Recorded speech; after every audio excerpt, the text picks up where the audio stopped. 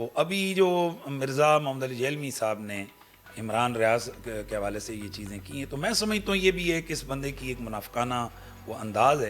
تو اس حوالے سے میں یہ سمجھتا ہوں کہ عمران ریاض کا موقف درست ہے. اس نے اپنی ویڈیو میں آپ کو بھی 2-3 مرتبہ مخاطب کیا عمران ریاض نے. جی دیکھیں، عمران ریاض صاحب نے تو یہ بنیادی طور پر اس کو کہا ہے کہ بھائی ہم عالم نہیں ہیں، ٹھیک ہے، ہم تو ایک سیاسی لوگ ٹھہرے، تو مناظرے کی بات کرتا ہے. تو جو لوگ تیرے دروازے پہ گئے، میں گیا، طارق مسعود صاحب گئے اور ایک اور 2 علماء گئے، تو بھائی تو وہاں سامنے نہیں آیا، تو نے ہلے بانے کر کے وہاں سے جان چھڑائی. اور ہم تو اب بھی کہہ رہے ہیں کہ یہ مرزا صاحب ہمیں وقت دیں، ہم پیار سے بیٹھ کے ان کے ساتھ جناب گفتگو کریں گے اور دنیا دیکھ لے گی کہ جناب اللہ یہ حق کیا ہے اور باطل کیا ہے. تو عمران ریاض نے یہی کہا ہے کہ بھئی اگر تو ادھر علماء نے تجھے بلایا، تو ان کے سامنے گیا نہیں ہے، اور اب تو ہمارے حوالے سے جناب تو جھوٹ بول رہا ہے. تو اصل بات یہ ہے کہ مرزا جیلمی کے آپ چیزیں ہمارے پاس کیوں نہیں سامنے یہ جو آپ نے بیٹھتا؟ مفتی صاحب کہا منافقانہ رویے انجینئر مرزا کے، یہ کس طور پر آپ نے کہا، کس وجہ سے یہ منافقانہ کا لفظ وہاں کیسے؟ منافق کی نشانی یہ ہوتی ہے وہ چڑھتے سورج کا پجاری ہوتا ہے. اچھا، ٹھیک ہے، وہ مفادات کو دیکھتے ہوئے، جیسے یہود کا مفادات دیکھا تو ان کے گیت گانے لگے، مشرکین مکہ کا دیکھا تو ادھر یہود جو منافقین مدینہ کی بات کر رہا ہوں، اور جب دیکھا مسلمان قوت میں تو ان کے ساتھ ہو گئے.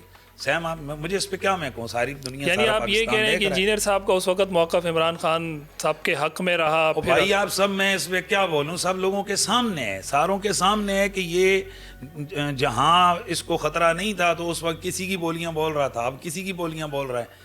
تو بات یہ ہے کہ عمران ریاض ایک طرف سے ٹھیک ہے وہ صحافی ہے، ہمارا اس سے کوئی لینا دینا نہیں ہے. میں نے عمران ریاض پہ تنقید بھی کی ہے کہ جب اس نے ٹی ایل پی کے حوالے سے اس نے کمنٹس دیے تھے کہ جب ٹی ایل پی کا دھرنا آیا تھا اور ریلی آئی تھی جس میں لوگ مرے تھے، تو اس وقت عمران ریاض نے بہت نیگیٹو جملے بولے تھے. اس نے کہا تھا کہ بھائی اگر آپ حکومت کے خلاف روڈوں پہ نکلو گے تو لاشیں تو گریں گی. تو اب یہی بات میں نے پی ٹی آئی کی جب لاشیں گری تو اس وقت میں نے عمران ریاض کو یہی کہا تھا ڈی چوک پر. بالکل میں نے اس کو کہا، میں نے کہا پھر اب کیوں چیخ رہا ہے، اب یہاں بھی بولنا، اپنے اصول پہ قائم رہے، اپنے اصول پہ آپ قائم رہیں عمران ریاض صاحب کہ بھائی جب آپ حکومت کے خلاف باہر نکلیں گے لاشیں تو گریں گی، چیخنے کی کیا ضرورت ہے. لیکن مجھے پتہ چلا ہے کہ اس بندے نے بڑے پن کا مظاہرہ کیا کہ اس نے اپنی اس چیز سے رجوع کیا، یعنی کہا کہ جی مجھ سے غلطی ہوئی، میں اس وقت ادراک صحیح نہیں کر سکا. میں کہتا ہوں یہ بڑی بات ہے اگر ان کو اپنی غلطی کا احساس ہوئے. باقی میرا موقف کل بھی تھا، آج بھی ہے، کسی ریاستی ادارے کو، کسی شخص کو کوئی حق نہیں ہے کہ وہ کسی کی جان، مال اور عزت کے اوپر حملہ کرے. یہ جان لینا، یعنی ڈی چوک کے حوالے سے آپ کا جو ایک موقف بہت زیادہ وائرل ہوا تھا ایک پوڈ کاسٹ کے اندر، وہ آج بھی آپ کا موقف وہی ہے؟ بالکل میرا موقف وہی ہے، میں اپنے موقف پر بالکل قائم ہوں، کیونکہ وہاں ادارے آن ہی نہیں کر رہے ہیں. پولیس کہتی ہے ہم نے نہیں مارا ان لوگوں کو، آرمی کو تو خیر تھی نہیں، وہ کہتے ہیں جی ہمیں اس چیز کا پتہ نہیں ہے، رینجرز کہتے ہیں ہم نے بھی گولی نہیں چلائی. تو اس کا مطلب ہے کہ لاشیں گری ہیں، یہ تو یقینی بات ہے، اس میں تو کوئی دوسری رائے ہے ہی نہیں ہے. کیونکہ ہمیں پہلے بھی بولا ہمارے اپنے علاقے کے لوگ اس کے اندر جو ہے نا وہ کئی جہاں بھاگ ہوئے ہیں. تو اب مسئلہ یہ ہے کہ جب یقینی طور پر قتل ہوئے ہیں تو پھر وہ کس نے کیے ہیں؟ جب اداروں نے نہیں کیے ہیں تو پھر کوئی تو ایسا دہشت گرد تھا نا کہ جس نے گولیاں ماری، رات کے اندھیرے میں ان لوگوں کو قتل کیا.